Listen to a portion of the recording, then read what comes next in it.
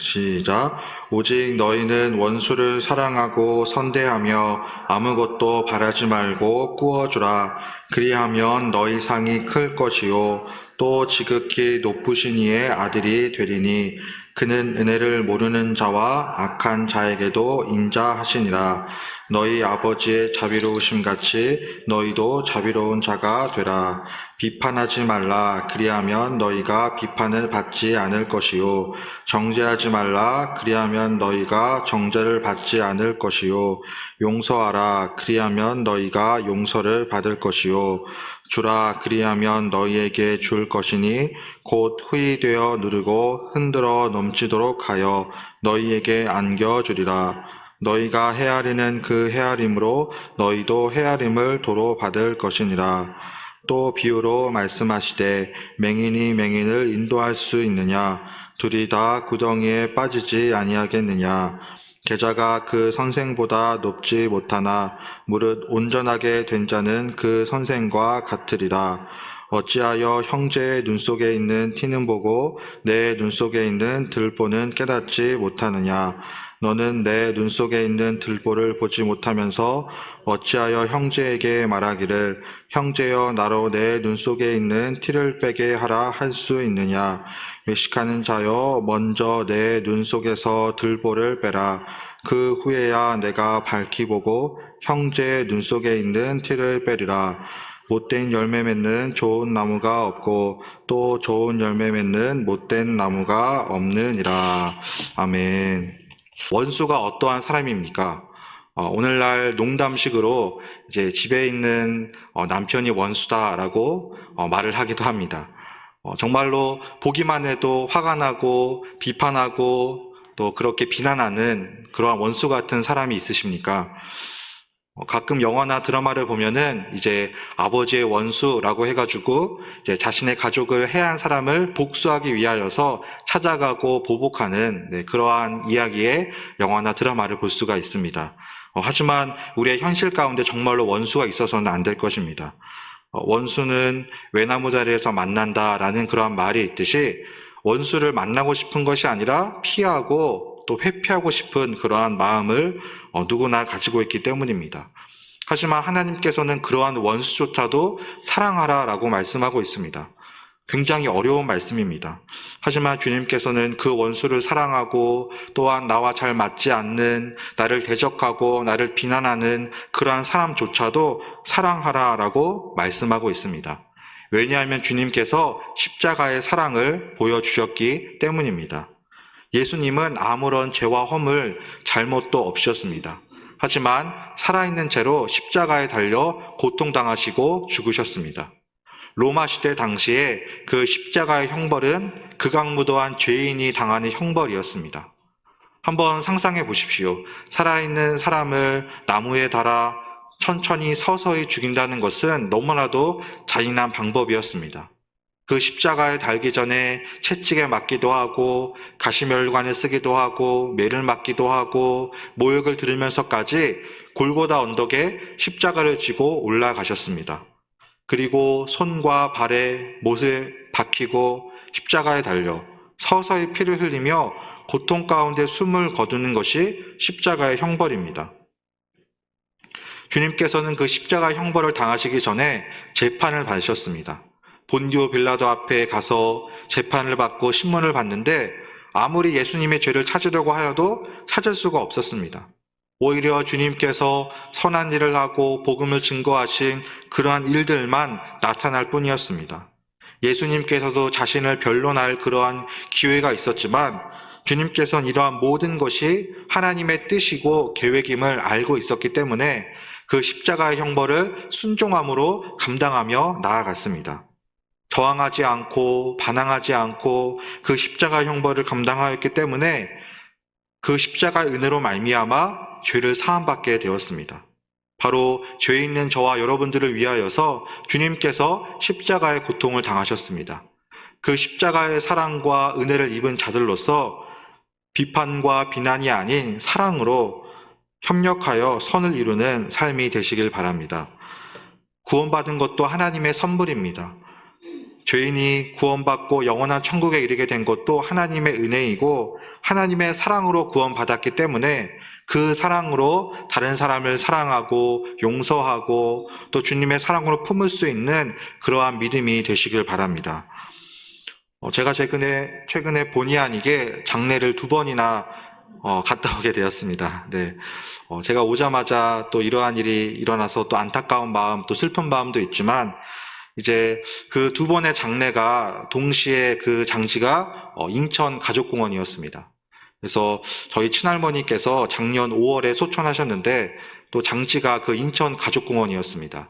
그래서 전에는 이제 다른 분들의 그 장례식에 가서 위로해드리고 또 함께 슬픔을 나누는 그러한 경험을 하다가 처음으로 이렇게 장례를 직접 경험해 보니까 그 슬픔이 다르고 또 그 유족들의 마음이 어떠한지 조금 더 와닿을 수가 있었습니다. 그래서 이번 장례를 통해서도 정말로 장례라고 하는 것이 먼 일이 아니라 누구나 다 겪는 일이다라는 것을 다시 한번 깨달을 수가 있었습니다. 그래서 사람은 한 번 태어나면 한 번 죽는 것이 정해져 있는 일이고 또 이 땅 가운데 정말로 주님을 믿고 그렇게 잘 살다가 또 주님 곁으로 가는 것이 정말로 복이다라는 것을 다시 한번 깨달을 수가 있었습니다. 그래서 로마서 12장 15절에도 이렇게 말씀하고 있습니다. 즐거워하는 자들과 함께 즐거워하고 우는 자들과 함께 울라라고 말씀하고 있습니다. 기쁜 일이 있을 때는, 잔치가 있을 때는 함께 기뻐하고 장례와 같이 슬프고 안타까운 일이 있을 때에는 함께 울며 슬퍼할 수 있는 것, 이것도 바로 하나님의 뜻입니다. 그리스도인으로서 기쁨도 나누고 슬픔도 나누고 함께 위로할 수 있는 그러한 삶을 살아야 합니다. 하나님 나라도 이와 마찬가지입니다. 하나님 나라 아래는 기쁜 일도 있고 슬픈 일도 있지만 그 모든 것들 가운데에 함께 나누고 동참하는 것이 너무나도 중요합니다. 이것이 예수님을 믿는 그리스도인의 삶이기 때문입니다. 누가복음 6장 31절에도 이렇게 말씀하고 있습니다. 남에게 대접을 받고자 하는 대로 너희도 남을 대접하라 라고 말씀합니다. 받기만 원하는 것이 아니라 다른 사람들을 대접하고 섬기고 또 그렇게 살아가는 것이 하나님의 뜻임을 말씀하고 있습니다. 주님께서도 이 땅 가운데 오셔서 섬기고 나누고 베푸는 삶을 사셨습니다. 많은 사람들이 주님께 나와왔습니다. 그리고 해가 지고 또 배가 고프고 굶주린 그러한 무리들, 군중들을 보시고 주님께서는 제자들에게 먹을 것이 얼마나 있느냐라고 질문하였습니다. 그러자 제자들은 물고기 2마리와 보리떡 5개밖에 없습니다. 이것으로 얼마나 많은 사람들이 먹을 수 있겠습니까? 라고 반문합니다. 하지만 주님께서는 기적을 행하셨습니다. 물고기 2마리와 보리떡 5개로 5,000명을 먹이시는 놀라운 기적을 행하셨습니다. 그래서 많은 사람들한테 양식을 나누어 주고 베푸는 그러한 기적을 행하셨습니다. 또한 제자들의 발을 씻기시고 섬기고 헌신하는 그러한 모습을 보여주었습니다. 바로 이것이 예수님을 따르는 그리스도인의 삶입니다. 자신의 것을 섬기고 대접하고 또 사랑으로 하나 될 때에 정말로 하나님의 아름다운 공동체와 그 뜻을 이룰 수 있기 때문입니다. 이것은 구약시대에 유일하게 선택받은 민족이었던 이스라엘 백성들도 마찬가지였습니다. 수많은 민족이 있고 수많은 나라들이 있는데 왜 하나님께서 이스라엘 백성들을 선택하셨습니까? 바로 그 이스라엘이라고 하는 나라가 가장 작은 민족이었기 때문입니다. 로마와 같이 그리고 다른 어떤 민족들과 같이 크고 강한 나라들이 너무나도 많이 있었습니다. 하지만 이스라엘 그 민족들을 보면은 작은 민족이었고 영토가 많은 것도 아니었고 어떤 문명이 발달한 것도 아니었습니다. 하지만 하나님께서는 그들을 택하셔서 그들을 통하여서 하나님의 살아계심을 나타내었습니다. 이스라엘 백성들이 하나님께 순종하며 나아갔을 때 전쟁에서 승리할 수 있었습니다. 겉모습만 보아도 이스라엘 백성들보다 더 크고 힘이 세 보이고 강한 나라들이었지만 하나님이 그 여호수아의 손에 그 이방인들을 손에 붙이셨을 때에 전쟁에서 승리할 수가 있었습니다. 여리고 성도 그렇게 무너뜨릴 수가 있었습니다. 또한 광야 한가운데서도 마찬가지입니다. 그 사막 한가운데를 안전하고 무사히 통과할 수 있었던 이유는 구름 기둥과 불 기둥으로 역사하시는 하나님의 은혜가 있었기 때문입니다. 바로 이렇게 하나님을 믿는 백성들은 하나님이 지키시고 보호하여 주시는 줄 믿으시기 바랍니다. 이스라엘 백성들도 이러한 하나님의 인도하심과 보호하심이 있었기 때문에 하나님과 함께하고 하나님의 나라를 이루는 하나님의 백성으로 살아갈 수가 있었습니다. 즉 하나님의 백성들은 하나님이 함께하기 때문에 이처럼 거룩하고 구별된 삶으로 나아가야만 했습니다. 아무리 이스라엘 백성이라 할지라도 그들 또한 죄를 짓고 범죄할 때가 있었습니다. 하나님의 놀라운 기적을 체험하고 이적을 경험하였지만 그들도 하나님을 떠나 범죄하고 하나님을 원망하고 불순종할 때가 반드시 있었습니다. 그러할 때마다 다시 한번 회개하고 돌이키는 모습을 반복하였습니다. 즉 세상 가운데 살아갈 때에 오늘날 하나님을 믿는 자들은 하나님의 백성으로서 거룩하고 구별된 삶을 살아야 합니다. 영적인 이스라엘 백성들로서 하나님의 선택받은 백성들로서 교회 안에서뿐만 아니라 죄악된 세상 안에서도 믿음으로 살아갈 때에 진정한 하나님 나라의 백성이 될 수 있기 때문입니다. 마태복음 5장 13절과 14절에도 이렇게 말씀합니다. 너희는 세상의 빛이요 소금이다 라고 말씀하고 있습니다. 즉 세상 안에서 빛으로 소금으로 사는 것이 그리스도인이고 하나님 나라의 백성이다 라고 말씀하고 있습니다. 음식을 만들 때에도 간을 잘 봐야 합니다. 그 소금이라는 역할이 간을 맞추는데 요긴하게 사용됩니다. 빛도 마찬가지입니다. 어두움이 있을 때에 밝은 빛을 비추어야지만 환하게 우리가 볼 수 있고 판단할 수가 있습니다. 마찬가지로 세상의 빛과 소금이라고 하는 것은 세상에 꼭 필요한 자들이 되어라.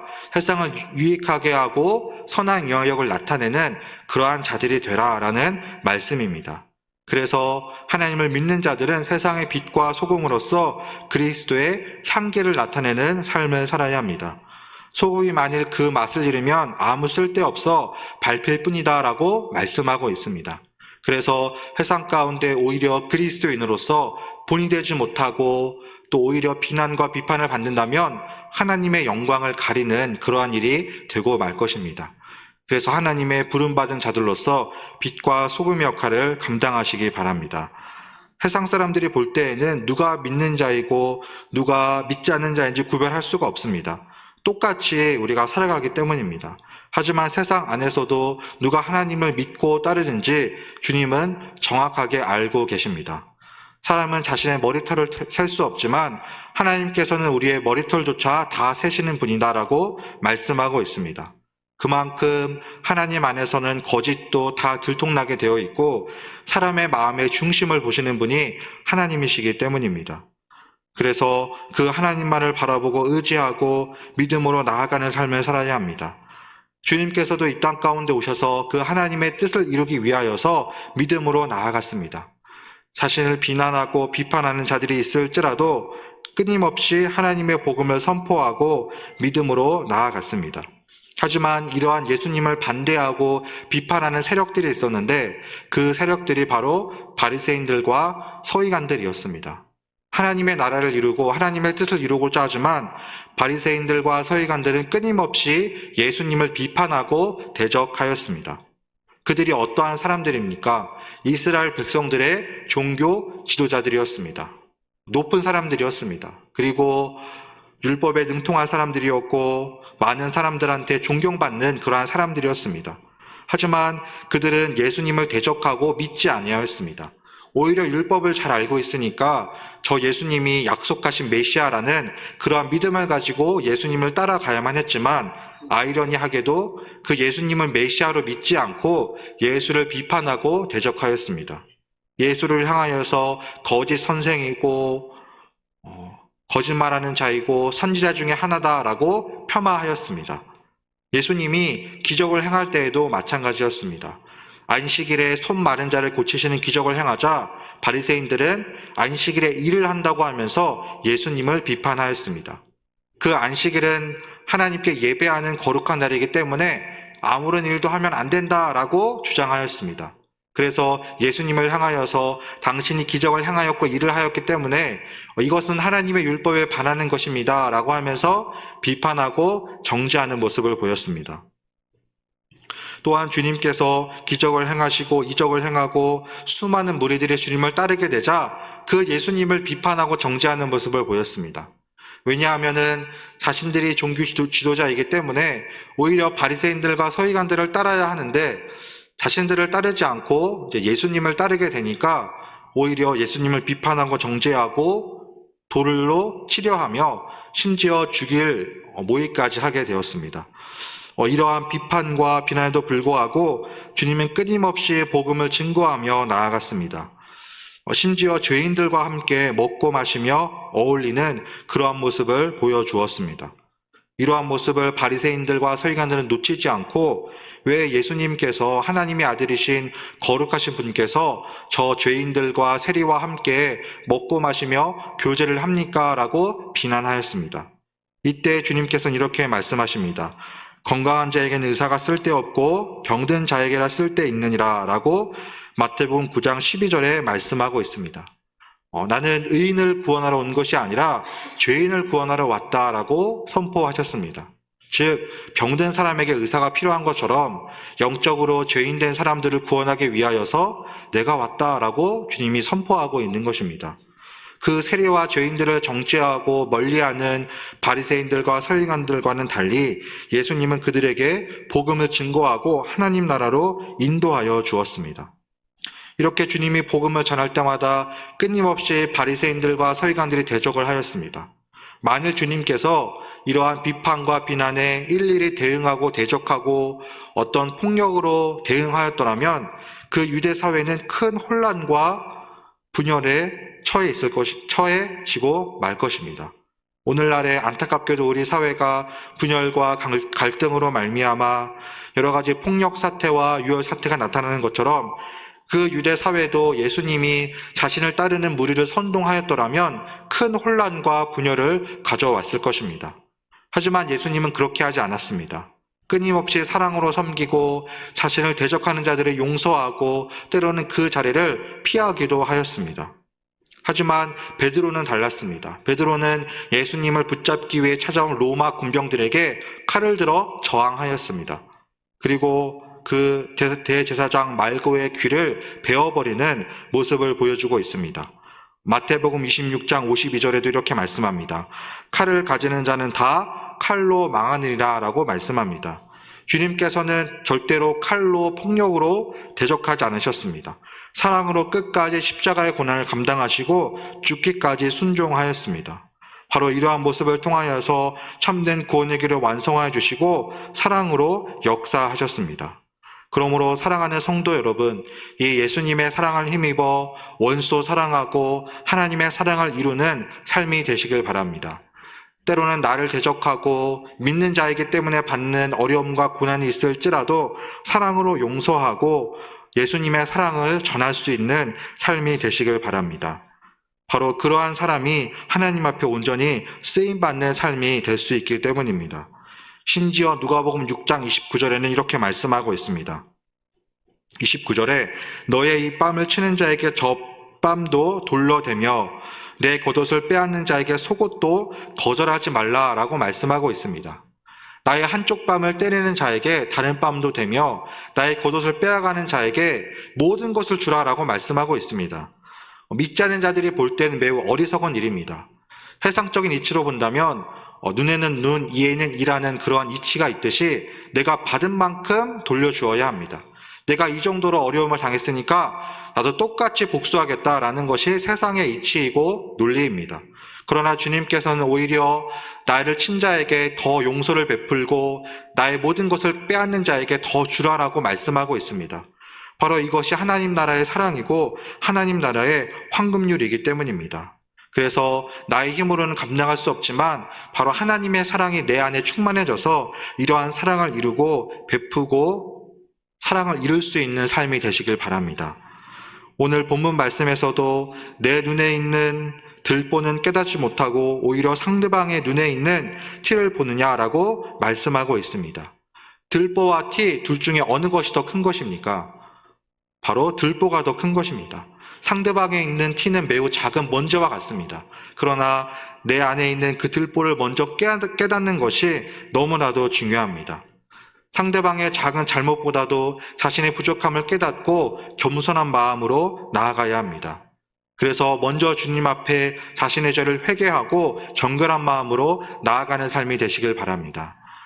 신앙생활은 하나님과 나와의 1대1의 관계입니다. 누군가가 나의 믿음을 대신하여서 신앙생활을 해줄 수가 없습니다. 그래서 그 하나님 앞에 겸손한 마음으로 나아가는 것이 중요합니다. 하지만 신약 성경에 등장하는 바리새인들과 서기관들은 외식하는 자들이었습니다. 그래서 자신이 믿음 있는 것처럼 보이기 위하여서 큰 거리로 나가서 큰 소리로 기도하고 찬양하는 그러한 모습을 보여주었습니다. 또한 겉으로는 굉장히 거룩한 척하지만 실제로는 자신들의 욕심을 채우기 급급한 자들이 바리새인들과 서기관들이었습니다. 주님께서는 이러한 외식하는 자들을 향하여서 화 있을진저라고 말씀하고 있습니다. 겉으로만 그렇게 믿는 척하는 자들을 향하여서 너희가 심판을 피하지 못할 것이다 라고 말씀하고 있습니다. 그래서 신앙생활은 곧 하나님과 나와의 1대1의 관계이고 하나님이 다 아시기 때문에 겸손하게 사랑으로 믿음으로 나아가는 삶이 되시길 바랍니다. 그래서 오늘 본문 37절에도 이렇게 말씀하고 있습니다. 37절에 비판하지 말라 그리하면 너희가 비판을 받지 않을 것이요 정죄하지 말라 그리하면 너희가 정죄를 받지 않을 것이요 용서하라 그리하면 너희가 용서를 받을 것이요 라고 말씀하고 있습니다. 개역개정 성경에 나와 있는 이 비판이라는 말이 세번역 성경에서는 심판이라고 말씀하고 있습니다. 즉 다른 사람을 비판하는 것은 심판하는 것과 마찬가지입니다. 심판은 누가 하는 것입니까? 법정에서 법관들이 하는 것이 심판입니다. 그래서 그 재판이 떨어지면은 그 재판에 따라서 형이 결정되고 무기징역, 심하면 사형까지 가게 되는 것이 재판입니다. 그런데 영적으로 심판하는 분이 누구십니까? 바로 하나님입니다. 마지막 때에 죽음 이후에 천국과 지옥으로 심판하시는 분은 하나님 한 분밖에 없습니다. 하나님 앞에 모두가 다 죄인입니다. 모든 사람이 죄를 범하였음에 하나님의 영광에 이르지 못하였으니 라고 말씀하고 있습니다. 다른 사람을 사랑하는 형제를 비난하고 비판하기보다는 먼저 자신의 들보를 깨닫고 심판하지 말아야 합니다. 정죄하지 말아야 합니다. 바로 하나님만이 유일한 심판주가 되시기 때문입니다. 그래서 오늘 본문 43절에도 이렇게 말씀하고 있습니다. 43절에 못된 열매 맺는 좋은 나무가 없고 또 좋은 열매 맺는 못된 나무가 없느니라 라고 말씀하고 있습니다. 즉 겉으로 볼 때는 알 수가 없지만 그 사람의 열매를 통하여서 그 사람을 알 수 있다라고 말씀하고 있습니다. 정말로 하나님을 믿는 사람인지 참된 그리스도인인지 아닌지 다른 사람을 비판하고 정죄하는지 아니면 사랑하는지 열매를 통해 알 수 있다라고 말씀하고 있습니다. 이 나무가 좋은 나무인지 좋지 않은 나무인지 어떻게 알 수 있습니까? 잎이 무성하고 열매를 맺으면 좋은 나무입니다. 하지만 못된 나무, 좋지 않은 나무는 열매가 없고 시들어 말라 비틀어져 죽고 마는 것입니다. 못된 열매 맺는 좋은 나무가 없고 또 좋은 열매 맺는 못된 나무가 없는 것처럼 주님께서는 참된 그리스도인이라면은 그의 열매를 통하여서 그를 알 수 있다라고 말씀하고 있습니다. 마음 가운데 하나님의 사랑과 은혜가 충만한 자들은 말과 행동을 통하여서 그 사랑을 흘려보내고 나타내게 되어 있습니다. 하지만 하나님을 믿지 않는 죄인들은 그 마음 가운데 가득한 악과 교만으로 말미암아 세상 가운데의 죄악으로 혼란과 어려움을 가져오게 되는 것입니다. 그러므로 하나님을 믿는 겸손한 믿음으로 나아가는 삶이 되시길 바랍니다. 다른 사람을 비판하고 정죄하는 것이 아니라 사랑으로 하나 되고 그 사랑을 통하여서 참된 그리스도인으로 살아가시길 바랍니다.